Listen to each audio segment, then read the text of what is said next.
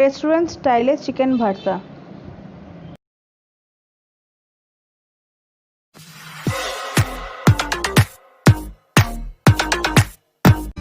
মায়ের রান্নাঘরে আপনাদের স্বাগত। আজকে আমি আপনাদের তৈরি করে দেখাবো রেস্টুরেন্ট স্টাইলে চিকেন ভর্তা। এই লকডাউনের বাজারে অনেকেই রেস্টুরেন্টকে বাইরে খেতে ভয় পাচ্ছেন, তো বাড়িতেই বসে শুধুমাত্র খুব কম সামগ্রীতে কী করে রেস্টুরেন্টের মতো টেস্টি একটা চিকেন ভর্তা তৈরি করা যায় সেটাই আমি আপনাদেরকে করে দেখাবো। তার জন্য ফার্স্টে যেটা আমাকে করতে হবে, আমি এখানে 600 গ্রাম প্রায় বোনলেস চিকেন নিয়ে নিয়েছি। এটাকে আমি সেদ্ধ করে নেব। সেদ্ধ করে এটাকে আমি শ্রেড করে নেব, তারপরে বাদবাকি রান্নার প্রিপারেশনটা হয়ে যাবে। এই যে এরকম সলিড পিস আমি নিয়ে নিয়েছি। আপনারা চাইলে কিমাও করে নিতে পারেন। কিমা করলে কিন্তু আপনাদের তাহলে সেদ্ধটা করতে হবে না, ওটা ডাইরেক্ট রান্নায় আপনারা ইউজ করতে পারবেন। আমি এই কুকারের মধ্যে চিকেনটা দিয়ে দিলাম, দিয়ে এবার আমি কুকারের মুখটা বন্ধ করে 3টে থেকে 4টে সিটি দিয়ে বন্ধ করে আমি চিকেনটাকে জলটা ছেঁকে দিয়ে রেখে দেবো। তবে চিকেনগুলোকে আমি ছোটো ছোটো করে দেবো।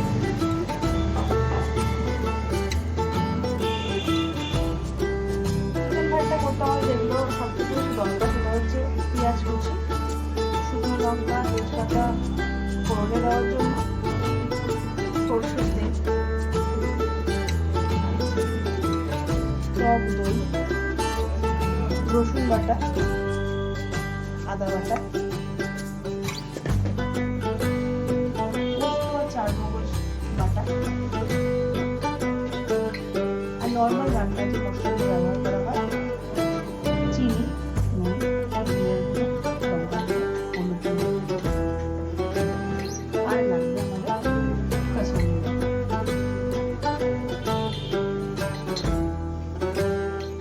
আর যেটা সকালবেলা আমি আপনাদের যেটা বলেছিলাম, চিকেন সেদ্ধ করে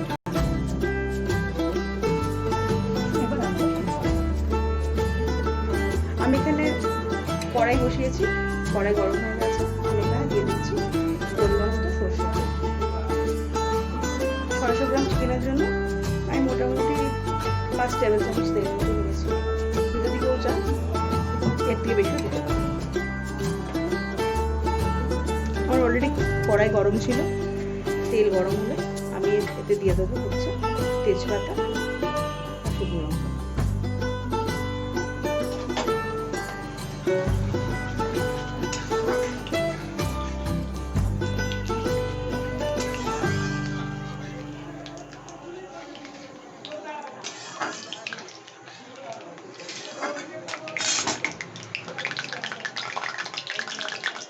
আমি এবার দিয়ে দেবো আমার কুচিয়ে রাখা পেঁয়াজটা।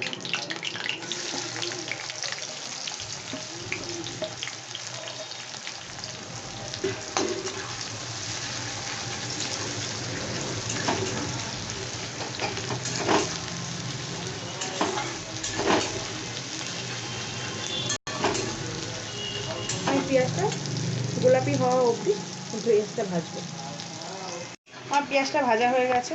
আমি এর মধ্যে এবার দিয়ে দেবো রসুন বাটা আর আদা বাটা দিয়ে আমি এটাকে ভালো করে ভেজে নেব। আদা রসুনের বেশ কাঁচা গন্ধটা চলে গেলে আমি এর মধ্যে সমস্ত মশলাগুলো অ্যাড করে দিচ্ছি।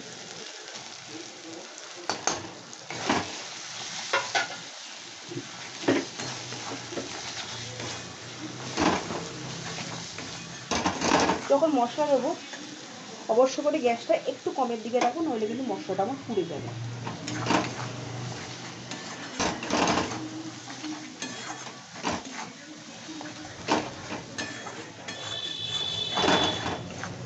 আমি এরপরে মিক্সি ধোয়া মশলা ধোয়া জলটা এর মধ্যে অ্যাড করে দিই।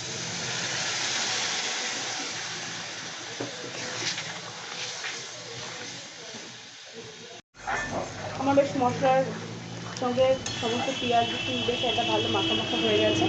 এরপর আমি এর মধ্যে অ্যাড করে দেবো আমার চারমগজ আর পোস্ত বাটাটা।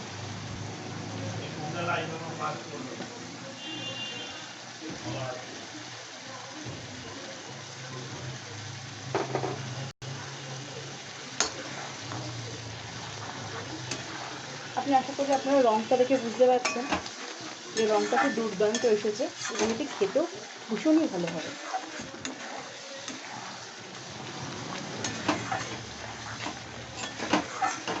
আচ্ছা, আর এবার আমি এর মধ্যে দিয়ে দেবো টক দইটা। টক দইটা দেওয়ার আগে ভালো করে ফেটিয়ে নিতে হবে, নাহলে কিন্তু দইটা ছানা পড়ে যাবে।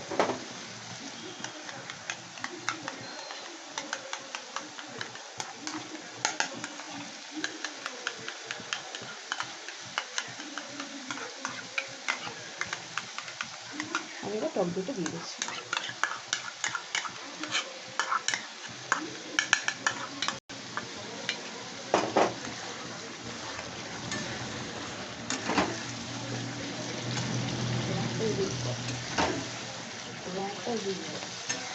আমি চেষ্টা করছি আপনাদের যদি রঙটা যদি দেখিয়ে দেওয়া যেত, আশা করছি আপনি বুঝতে পারছেন যে দুর্দান্ত একটা পুরো রেস্টুরেন্টের টাইপের কালার এসছে। আমি কিন্তু কোনো রকম রং বা কাশ্মীরি রেড মির্চ কিচ্ছু ইউজ করিনি, শুধুমাত্র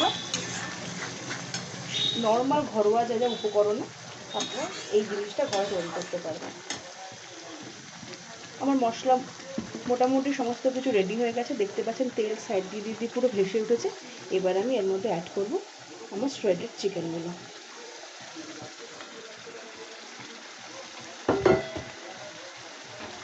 আমি গ্যাস একদম স্লোতে রেখেছি, রেখে আমি ভালো করে এবার এটা মেশাবো।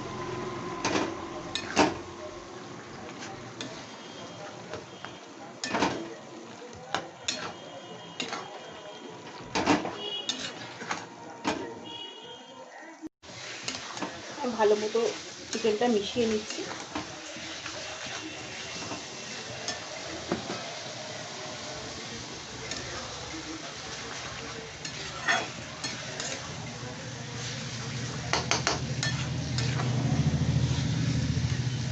এরপরে আমি এর মধ্যে একটুখানি জল অ্যাড করবো, অল্প জল, একদমই সামান্য পরিমাণ। সে যে বাটিতে আমি দইটা একটু ফেটিয়েছিলাম সে বাটি ধোয়া জলটা।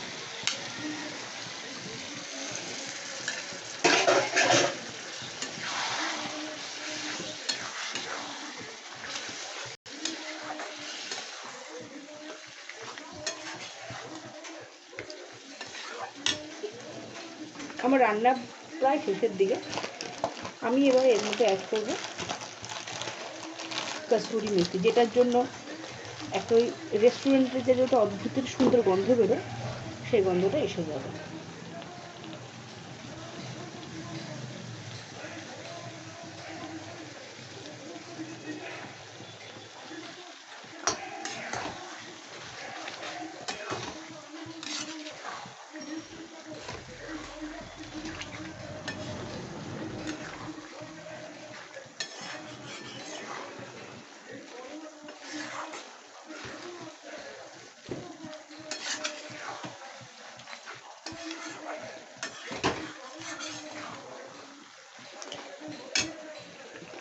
এরপর যদি আপনারা চান সেদ্ধ ডিম 4 টুকরো করে কেটে এর সাথে দিতে পারেন।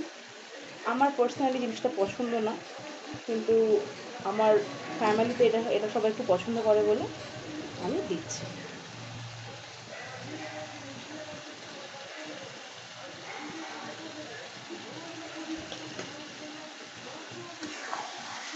দিয়ে আমি একটু নিয়ে নেব।